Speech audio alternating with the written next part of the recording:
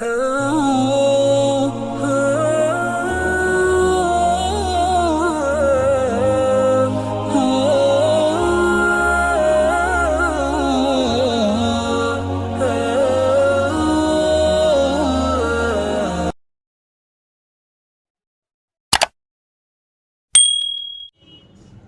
اللہ الرحمن الرحیم الحمدللہ وحدہ والصلاة والسلام علی من لا نبی بعدہ۔ خواتین اسلام کو جو حیض اور نفاس کی صورت میں جو ناپاکی کے ایام ہوتے ہیں، ان ایام میں خواتین کے لیے شرعی ہدایتیں کیا ہیں؟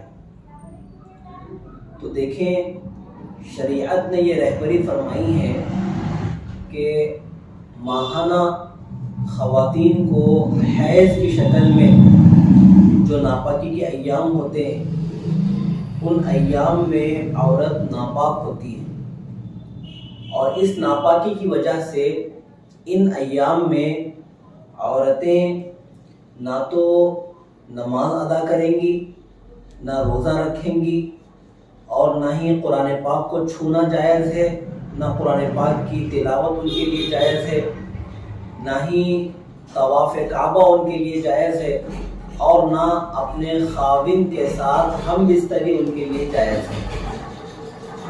تو حیض کی حالت میں ان تمام شرعی عبادتوں سے عورت پرہیز کرے گی، دور رہے گی۔ ہاں، جب پاک ہو جائے گی اپنی ناپاکی کے ایام سے، پھر غسل کرنے کے بعد اپنے اگر روزے قضا ہوئے ہوں ایسی حالت کی وجہ سے، تو ان روزوں کی قضا کر لے گی اور نمازوں کی قضا نہیں کرے گی۔ اللہ نے یہ فضل فرمایا ہے کہ ان دنوں کی نمازیں اللہ نے خواتین سے معاف فرما دی ہیں۔ اسی طرح دوسری صورتحال ہوتی ہے استحاضہ کی۔ استحاضہ کس کو کہتے ہیں؟ کہ دیکھیں، حیض جو ہوتا ہے اس کی کم سے کم مدت 3 دن اور زیادہ سے زیادہ شرعی مدت اس کی 10 دن مقرر کی گئی ہے۔ اگر کوئی خاتون ایسی ہو کہ 10 دن کے گزرنے کے بعد بھی اس کا خون جاری ہے، وہ جو ہے اسی ناپاکی میں مبتلا ہے، تو شریعت کی ہدایت ایسی خاتون کو یہ ہے کہ وہ غسل کر لے گی پاکی کا، اور ہر نماز کے لیے وضو کرے گی اور نماز ادا کرے گی۔ یعنی یہ جو خون ہوگا 10 دن کے اوپر کا، یہ حیض کا خون نہیں ہوگا، یہ بس ایسی ہی کسی نس کی تکلیف کی وجہ سے نس کا خون مانا جائے گا۔ تو 10 دن گزرنے کے بعد جو ہے پاکی کا غسل کر لے گی اور نمازیں شروع کر دے گی۔ ہر نماز کے لیے وضو کرنے کا اہتمام عورت کرے گی۔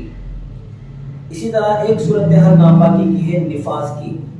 بچے کی پیدائش کے بعد خاتون کی رحم سے جو خون رشتہ رہتا ہے، تو اس خون رسنے کی مدت میں بھی عورت ناپاک ہوتی ہے، اور اس صورتحال میں بھی وہی ساری پابندیاں عورت کو فالو کرنی ہوتی ہے۔ نماز ادا نہیں کر سکتی، روزہ نہیں رکھ سکتی، طواف کعبہ نہیں کر سکتی، قرآن کو چھو نہیں سکتی، قرآن پڑھ نہیں سکتی۔ اس طرح کی اور بھی جو شرعی پابندیاں ہیں ان کا لحاظ رکھنا ضروری ہوگا۔ تو نفاس کی کم سے کم مدت کتنی ہے معلوم نہیں، لیکن شریعت نے ایسی نفاس والی عورت کی اکثر مدت کو طے کر دیا ہے کہ اکثر مدت 40 دن ہوگی۔